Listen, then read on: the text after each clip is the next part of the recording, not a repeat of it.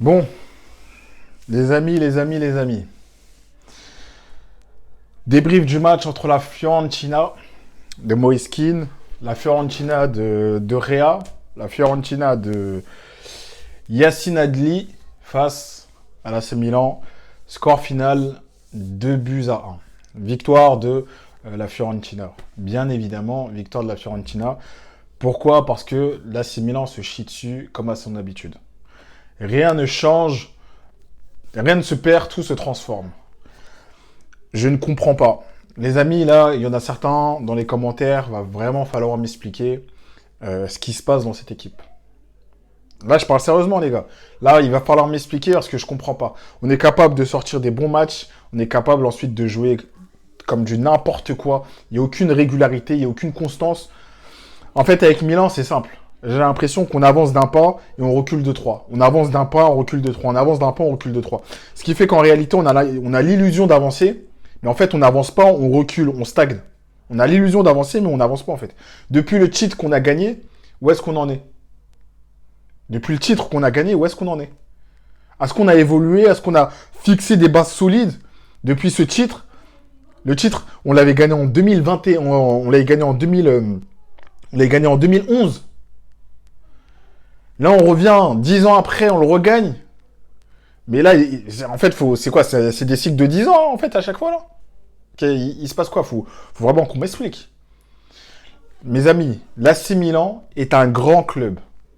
C'est un grand club, c'est indéniable. Tout le monde est d'accord là-dessus. Même nos haters, nos ennemis, etc. Tout le monde est d'accord sur le fait de dire que l'AC Milan est un grand club. Là, on a les 7 victoires en Ligue des Champions. Deuxième tenant du titre, en titre global, après le monstre madrilène. L'AC Milan est un grand club, c'est plus à démontrer. Mais les joueurs actuels qui font partie de notre équipe ne sont pas des grands joueurs. Les joueurs actuels ne sont pas des grands joueurs. Actuellement, on a des joueurs mid. On n'a pas des joueurs à qui on peut donner le ballon d'or. Honnêtement, tous les joueurs qu'on va avoir, je pense qu'on est loin, on est hors top 30 ballon d'or là. On n'a pas de grands joueurs dans notre équipe. Ce qui fait qu'à un moment donné, quand je vois sur le terrain certaines attitudes qui sont acceptables ou acceptées que par des grands joueurs, quand je vois des joueurs mid les avoir, ça me dérange. Quand je vois des joueurs mid avoir ces comportements-là, que des grands joueurs peuvent avoir, ont le droit d'avoir parce qu'ils prouvent, parce qu'ils montrent quelque chose, quand je vois des joueurs mid les avoir, ça me dérange.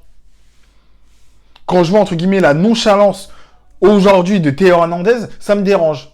Je sais que c'est ton anniversaire, je sais qu'entre guillemets, ce soir, on va sûrement te faire une gâterie, tant mieux pour toi, mais là, sur le terrain, à un moment donné, il faut que tu mouilles le maillot aussi. Il n'y a pas que sur le tatami.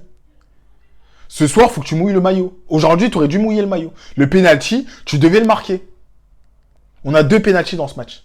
2 penaltys, on a marqué un but dans le jeu, 2 penaltys. Théoriquement, on aurait pu marquer 3 buts là.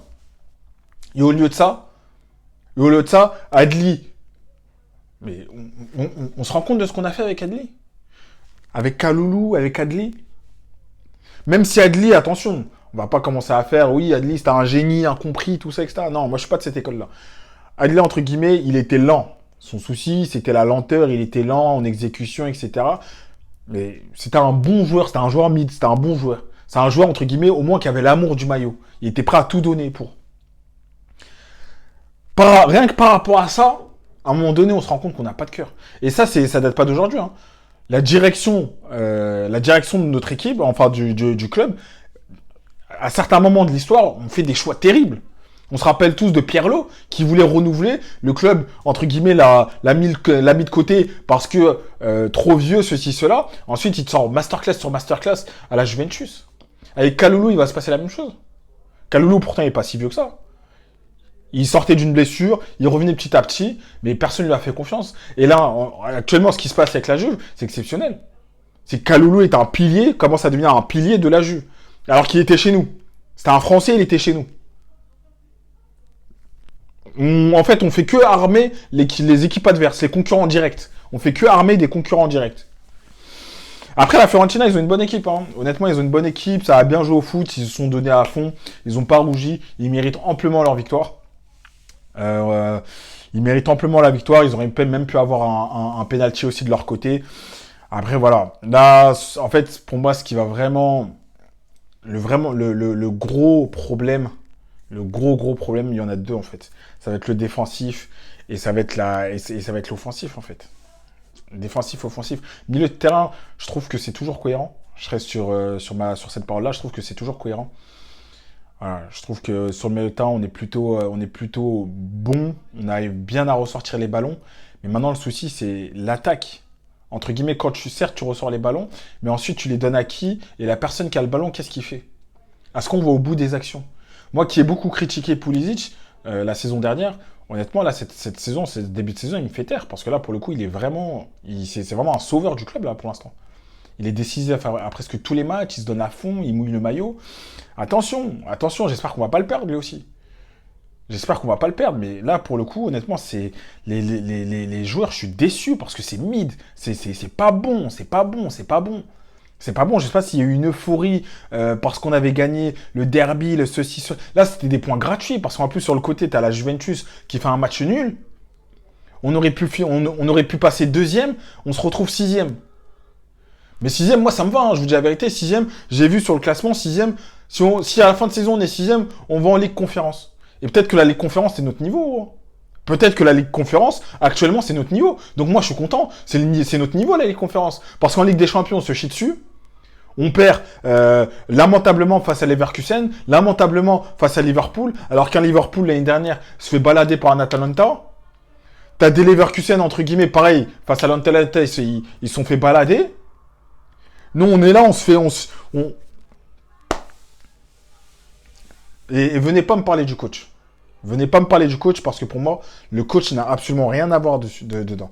Là, c'est la déchéance des joueurs. C'est la déchéance des joueurs. Le coach n'a absolument rien à voir dans ça. Le coach, il a fait sa tactique, sa technique, sa tactique plutôt, qui a fonctionné face à l'Inter. On est plus ou moins sur le même 11, qui a fonctionné face à l'Inter.